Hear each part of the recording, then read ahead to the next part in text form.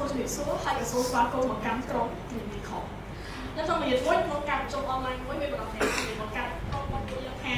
បើសិនជាពួកយើងនៅតែបន្តលើកគំនិតធ្វើកម្រងចាស់របស់ពួកយើងត្រង់តែជាក្រុមធម្មតាអត់ដូចឈ្មោះដែលយើងបានដាក់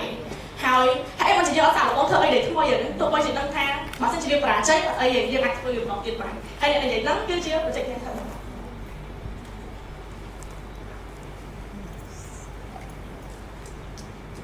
Yes ហើយដូច្នេះហើយយើងចូលតាម7នាក់ក៏ចាប់តាមរៀបចំគម្រោងសាស្ត្រជាថ្មីហើយយើងបានបង្កើតគម្រោងមួយដែលមានឈ្មោះថាជាការប្រកួតសិល្បៈសម្រាប់ដូច្នេះហើយយើងចាប់តាមធ្វើការប្រកួតសិល្បៈសម្រាប់ដោយការរៀបចំនៅសិក្ខាសាលានៅខេត្តកំពង់ចាមហើយមានការចូលរួមពីសិស្សសាស្ត្រសិស្សនៅតាមវិទ្យាល័យផ្សេងៗនៅខេត្តកំពង់ចាមដែលយើងយកវិទ្យាល័យបច្ចេកវិទ្យាកបន្ទាប់មកយើងចាប់ដើមបង្កើតអ្នកចូលរួមហើយយើងទទួលបានអ្នកចូលរួមដល់ទៅ40នាក់ហើយយើងបានចែកជា10ក្រុមហើយយើងក៏មានការវឹកហាត់នៅតាមប្រព័ន្ធអនឡាញផងដែរហើយបន្ទាប់មកទៀតពួកយើងចាប់ដើមឲ្យពួកគាត់ធ្វើដំណើរការធ្វើសិល្បៈរបស់ពួកគាត់ហើយ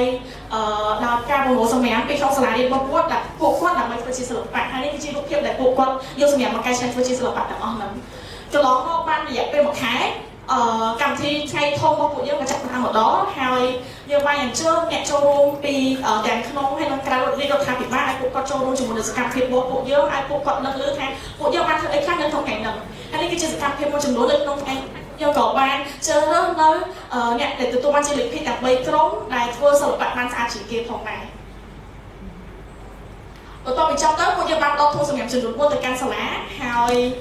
យើងជឿថាអីដែលយើងធ្វើនៅក្នុងថ្ងៃកម្មវិធីហ្នឹង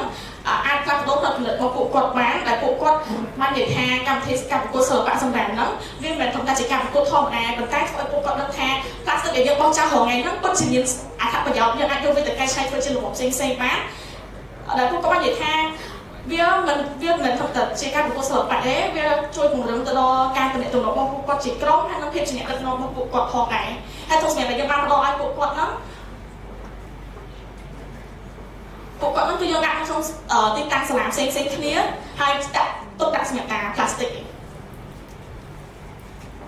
ហើយនៅក្នុងអំឡុងពេលដែលពួកយើងកំពុងតែធ្វើការប្រកួតសិល្បៈសម្រាប់ហ្នឹងពួកយើងក៏មានសកម្មភាពផ្សេងៗដូចជាការធ្វើទស្សនកិច្ចនៅឯរោងចក្រការឆែកសម្រាប់ក៏មាន recycle ហើយក៏បានដាក់ស្តង់ដើម្បីនិយាយពីក្រុមរបស់ពួកយើងនៅក្នុងកម្មវិធី YODP for S campaign កម្មវិធីជំនាញហើយពួកយើងក៏បានចូលរួមនៅក្នុងយុទ្ធនាការពណ៌បៃតងការដាក់ឡើងឈើ300ដើមរបស់ខាងចូលច្បារផងដែរ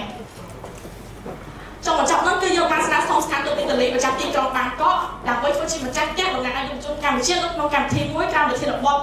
ការបង្ហាញរោគកាសធាតុហើយនឹងហេតុអីមិនជាយើងត្រូវការបានធម្មពលសារជាថ្មីហើយអ្នកចូលរួមនៅក្នុងហ្នឹងមានចំនួន60នាក់ហើយក៏មានកុងសូលនៅអ៊ីតាលីនៅក្នុងភ្នំពេញក៏គាត់បានចូលរួមផងដែរដោយសារតែបញ្ហាទាំងអស់នេះហើយពួកយើងបានទទួលអ្នកចូលរួមចំនួន2000នាក់ហើយអ្នកដែលចូលរួមផ្ទាល់ក្នុងកម្មវិធីការប្រកួតសិល្បៈសម្រាប់មាន171នាក់ហើយអ្នកដែលតាមដានបណ្ដាញសង្គមរបស់ពួកយើងមាន80000នាក់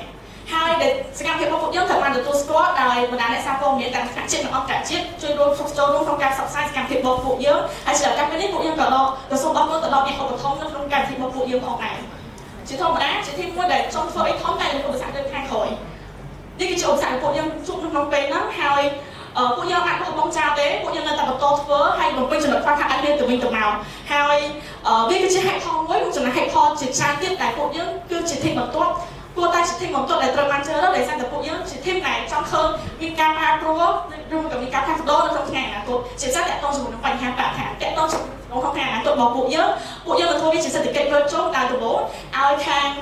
សាលាប្រមូលសម្រាប់ណាដែលយើងអាចកែច្នៃបានហើយយើងយកសម្រាប់ទាំងអស់ហ្នឹងទៅដល់រោងចក្រណាដែលគេអាចផលិតជាសម្ភារៈប្រើប្រាស់ផ្សេងៗនៅខាងក្រៅហ្នឹងហើយយើងចាប់ដើមរកអ្នកឧបត្ថម្ភអ្នកឧបត្ថម្ភសម្ភារៈទាំងអស់ហ្នឹងទៅកាន់សាលាវិញហើយសាលាទទួលបានសម្ភារៈទាំងអស់ហ្នឹងហើយគាត់នឹងប្រមូលសម្រាប់ឲ្យយើងកែច្នៃបន្តទៀត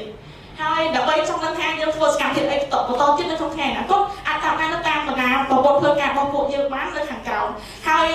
ជាចុងក្រោយពួកយើងនៅតែជឿជាក់ថាពួកយើងគឺជាផ្នែកដ៏ធំមួយក្នុងការផ្លាស់ប្ដូរឲ្យប្រទេសកម្ពុជាជាប្រទេសដែលមានភាពស្រស់ស្អាតខាងផ្នែកបរិស្ថាននៅក្នុងថ្ងៃអនាគត Together we build a better future for Cambodia